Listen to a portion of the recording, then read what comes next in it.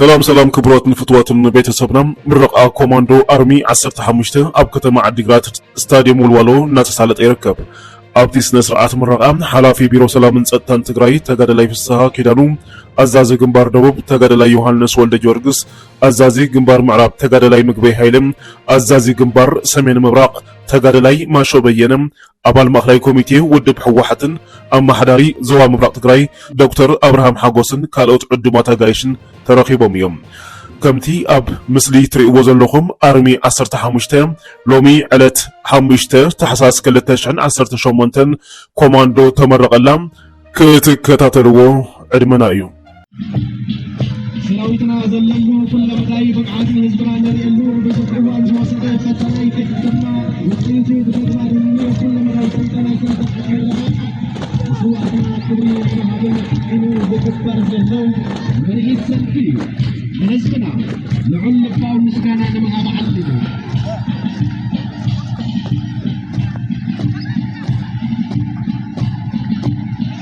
እዚኦም ጻዕዳ ቲሸርት ገይሮም ዘለው ባንዴራ ትግሪ ኣስታፍ ልቦም ገይሮም ዘለውኻ ኣሃዱ ኣፀውን ዘሰልክሩ ኣፀውን ዝዓትቡ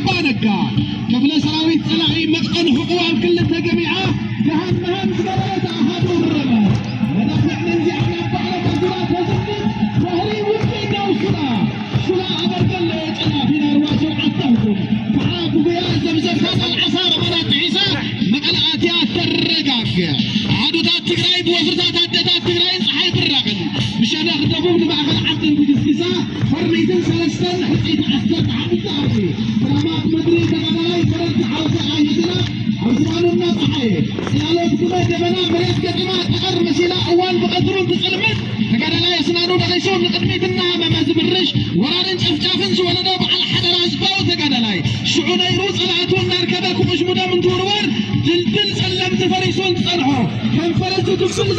حجر واتات تسانون نقلها إن على غلقك هلا بقمات سكرون إيام استنكر زحزا أحدو ورميت الزلسان لبي حسر فحمشتها وفتلو وانت زلسان تقال لاي عامل عليه سماي قدس كبتات إما مدرد دبالك عدر عن سلمتي كل حسن الناس أو زي له مع القوة بقبية تعلمون بقاشة أتعلم ذا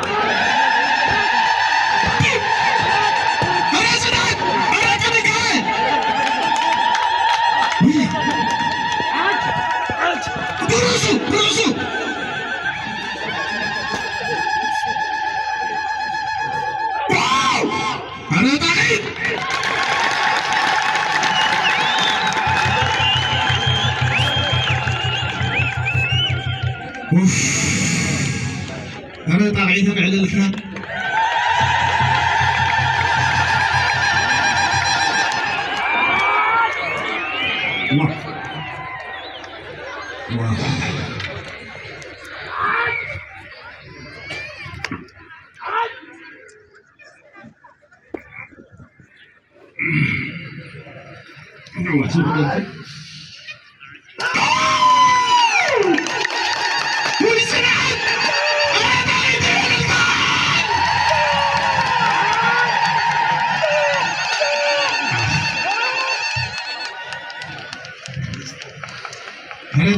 هلا طابعين بدعم زغر تعمل كل عصاوين زسلكي كوماندو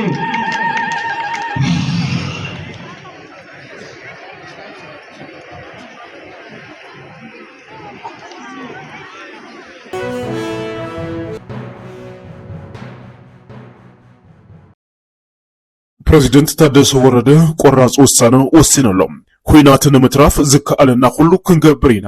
ንሰላሚልና ግን እንሸጦም ግዝአት የለን ክብል ገሊጽሎም ኩናት ንምትራፍ ዝከኣለና ሁሉ ክንገብሪና ንሰላሚልና እንሸጦ ግዝአት የለን ክብል ፕሬዝዳንት ጊዜያዊ ምምሕዳር ትግራይ ሌተናል ጀነራል ታደሰ ወረደ ገሊጾም ሌተናል ጀነራል ታደሰ ወረደ እዚ ዝበሉ ንምርግጋጽ ህልውናን ድሕንነት ትግራይ ብዝብል ቴማ ኣብ አንፈታትን መደባትን ከምኡ ድማ ኣብ አፈጻጽማ መደባትን ጊዜያዊ ምምሕዳር ትግራይ